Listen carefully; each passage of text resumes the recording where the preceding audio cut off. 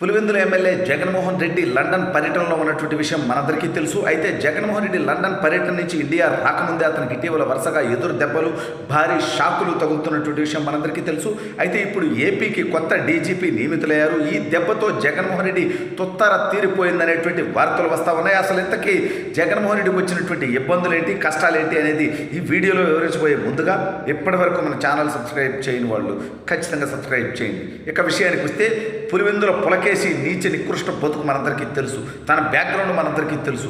చివరికి పాస్పోర్ట్ కూడా కోర్టు దగ్గర పెట్టుకొని విదేశాలకు పోవాలంటే పర్మిషన్లు అడుక్కునేటువంటి దౌర్భాగ్యమైనటువంటి పరిస్థితి. అయితే జగన్మోహన్ రెడ్డికి రెండు వ్యవస్థలతో బాగా అవసరం. ఒకటి న్యాయ వ్యవస్థ, రెండు పోలీసు వ్యవస్థ. ఎందుకంటే ఈ దౌర్భాగ్యమైనటువంటి వ్యక్తి మీద ఉన్నటువంటి కేసులకి న్యాయ వ్యవస్థలో ఏదన్నా మార్పులు చేర్పులు వస్తే భయపడుతుంటాడు. న్యాయమూర్తుల్ని కొనాలని ప్రయత్నం చేస్తుంటాడు. ఇతని మాట వినకపోతే న్యాయమూర్తుల మీద కులాలు, పార్టీలు, ప్రాంతాలు అంటగట్టి విషం చిమ్ముతూ ఉంటాడు. అది మనందరికీ తెలిసినటువంటి విషయమే, బహిరంగ రహస్యమేది. అదేవిధంగా పోలీసులు ఈ దౌర్భాగ్యమైనటువంటి జగన్మోహన్ రెడ్డి ముఖ్యమంత్రిగా ఉన్నప్పుడు డీజీపీ ఎవడు? కసిరెడ్డి రాజేంద్రనాథ్ రెడ్డి. సిఎస్ ఎవరు? జవహర్ రెడ్డి. టీటీడీ చైర్మన్ ఎవరు? మరొక వైవి సుబ్బారెడ్డి. ఆ తర్వాత కరుణాకర్ రెడ్డి. ఈ దౌర్భాగ్యమైనటువంటి వ్యక్తి ఇతర వ్యక్తులకి కులాలను అంటగట్టేటువంటి ప్రయత్నం చేస్తాడు. అయితే ఇప్పుడు ఆంధ్రప్రదేశ్ డీజీపీగా హరీష్ కుమార్ గుప్తా గారిని నియమించడం జరిగింది. రేపు ఇప్పుడు ఉన్నటువంటి డీజీపీ గారు రిటైర్ అవుతున్నారు కాబట్టి ద్వారకా తిరుమలరావు గారు, కొత్త డీజీపీ హరీష్ కుమార్ గుప్తా గారు అవబోతున్నారు. అయితే దాని మీద కూడా కోర్టులో ఎవరో దౌర్భాగ్యులతో పిటిషన్ వేసి దాన్ని ఆపేటువంటి ప్రయత్నం చేశాడు. నిబంధనలకు విరుద్ధంగా హరీష్ కుమార్ గుప్తా గారిని నియమించారని. నిబంధనల గురించి నువ్వు మాట్లాడేటువంటి కనీస అర్హత ఉందాయంట పులివెందుల పులకేసి నీకు ఉందా? నువ్వేదన్నా నిబంధనలు పాటిస్తున్నావు? సిగ్గుమానోడా, అసలు నువ్వు ఉండేది ఏంది? పులివెందుల ఎమ్మెల్యే. ఆ ఎమ్మెల్యేగా బాధ్యత నిర్వహించాల్సిందేది అసెంబ్లీకి రావాలా? వస్తున్నావా నువ్వు? ఇప్పుడు 7 నెలలు లేదు అసెంబ్లీకి వచ్చావట. నువ్వు ప్రమాణ స్వీకారానికి తప్ప సిగ్గుమాలి వ్యక్తే. దేనికోసం నువ్వు ఎమ్మెల్యే అయింది? నువ్వు రాకపోతే రాజీనామా చేయను. నీకు దమ్ముంటే సరే అని పక్కన పెడదాం. ఇప్పుడు హరీష్ కుమార్ గుప్తాతో వచ్చినటువంటి సమస్య ఏంది జగన్మోహన్ రెడ్డి కంటే, జగన్మోహన్ రెడ్డి బానిసలా పనిచేసినటువంటి డీజీపీలు ఉన్నారు. గౌతమ్ సవంగం అన్న ఒకడు, ఆ తర్వాత కసిరెడ్డి రాజేంద్రనాథ్ రెడ్డి.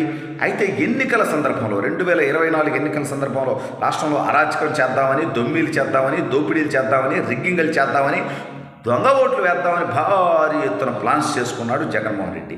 అయితే హరీష్ కుమార్ గుప్తా గారిని ఎన్నికల సందర్భంలో ఎన్నికల సంఘం డీజీపీగా నియమించడం జరిగింది. ఈ దెబ్బతో జగన్మోహన్ రెడ్డి ఆటలు ఆగిపోయాయి. అతను చేయాలనుకున్నటువంటి అరాచకాలకి హరీష్ కుమార్ గుప్తా గారు అవకాశం ఇవ్వలేదు. ప్రశాంతంగా ఎన్నికలు జరిగేలా చూశారు.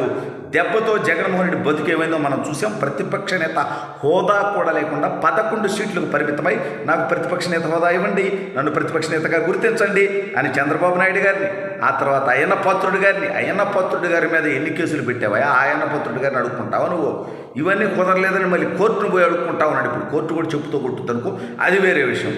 అయితే ఈ డీజీపీ గారు రాష్ట్ర వ్యాప్తంగా శాంతి భద్రతల్ని అదుపు చేసి ఎన్నికలు ప్రశాంత వాతావరణంలో జరిగే విధంగా చేసి వైసీపీ అరాచగా చేయాలనుకుంటే వాటన్నిటికీ అడ్డుకట్ట వేసి ఎన్నికల నిర్వహణ విషయంలో డీజీపీ హరీష్ కుమార్ గుప్తా గారు ఖచ్చితంగా విజయవంతమయ్యారు. నిష్పాక్షికంగా పనిచేశారు. వైసీపీ అల్లరి ముక్కల మీద ఉక్కు పాదం మోపారు. అందుకే ఇప్పుడు కొంత గ్యాప్ తర్వాత మళ్ళీ ఎన్నికలు అవగానే కొత్త డీజీపీగా ద్వారకా తిరుమలరావు గారు వచ్చారు. అయితే ఇప్పుడు మళ్ళీ ఆయన రిటైర్ అవుతుండటంతో మళ్ళీ హరీష్ కుమార్ గుప్తా గారి డీజీపీగా వస్తుండటంతో జగన్మోహన్ రెడ్డికి వణుకు మొదలైంది. ఎందుకయ్యా అంటే జగన్ మీద ఆల్రెడీ ఉన్న కేసులు కాక అనేక కొత్త కేసులు నమోదయ్యేటువంటి పరిస్థితి ఉంది. బాబాయిని వేసేసినటువంటి కేసులో విచారణ సాఫీగా జరిగేటువంటి అవకాశం ఉంది. అనేక రకాలుగా కాకినాడ పోర్టు లాక్కోవడం దగ్గర నుంచి ఈ దౌర్భాగ్యాలు చేసినటువంటి దుర్మార్గ పనుల మీద ఇప్పుడు విచారణ జరిగేటువంటి పరిస్థితి. అదేవిధంగా తన బానిసలతో ఏదైతే తప్పుడు పనులు చేయించాడో ఇప్పుడు అనేక మంది జైల్లో ఉన్నారు. బోరుగడ్డ అనిల్ దగ్గర నుంచి నందిగం సురేష్ దాకా, వర్ర రవీంద్రారెడ్డి దగ్గర నుంచి పిన్నెల రామకృష్ణారెడ్డి దాకా కొంతమంది జైల్లో ఉన్నారు. కొంతమంది జైలు వెళ్ళొచ్చారు, మరి కొంతమంది పోబోతా ఉన్నారు.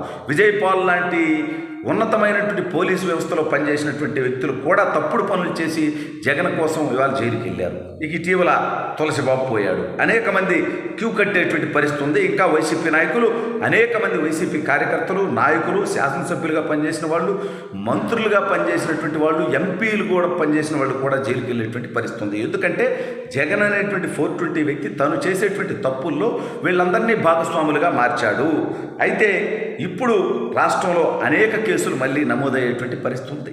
దీనికి తోడు తన పెద్దిరెడ్డి భూదోపిడి గురించి కానివ్వండి, ఇవాళ అవినాష్ రెడ్డి చేస్తున్నటువంటి తప్పుడు పనులు కానీ, అవినాష్ రెడ్డి అండ్ కో రాష్ట్రంలో చేసినటువంటి అరాచకాలు మనం చూస్తే ఏకంగా ఒక 6 కార్లు తెలంగాణ వ్యక్తి దగ్గర నుంచి రెంట్కి తెచ్చుకొని ఆ రెంట్ కూడా కట్టకుండా అతను కార్లు ఇవ్వకుండా అతను ఇక్కడ నా కారులు నాకు ఇవ్వండి అని వస్తే అతని మీద దాడి చేసి అతని మీద కేసులు పెట్టినటువంటి దౌర్భాగ్యం చూసాం. ముంబై హీరోయిన్ జత్వానీని ఏ రకంగా నరకం చూపించారో మనందరం చూసాం. వీటన్నిటిని ప్రశ్నిస్తే ఇదంతా విష ప్రచారం అంటారు. ఇవన్నీ ఆధారాలతో సహా అడ్డగోలుగా దొరికిపోయారు. కాబట్టి ఆంధ్రప్రదేశ్కి కొత్త డీజీపీగా రాబోతున్నటువంటి హరీష్ కుమార్ గుప్తా గారి మీద చాలా బాధ్యత ఉంది. వైసీపీ చేసినటువంటి అరాచకాల మీద ఆయన కఠినమైనటువంటి చర్యలు తీసుకునేటువంటి పరిస్థితి రావాలి. తద్వారా జగన్మోహన్ రెడ్డి అనేటువంటి వ్యక్తి చేసినటువంటి దుర్మార్గాలు ఇంకా ప్రజల్లోకి వెళ్ళాలి. అతను 2 సంవత్సరాల ఎన్నికలు వస్తాయి నేను గెలుస్తానంటాడు. జగన్మోహన్ రెడ్డి చేసినటువంటి అరాచకాలు తెలిస్తే ప్రజలు అతనికి శాశ్వత రాజకీయ సమాధి కడతారు.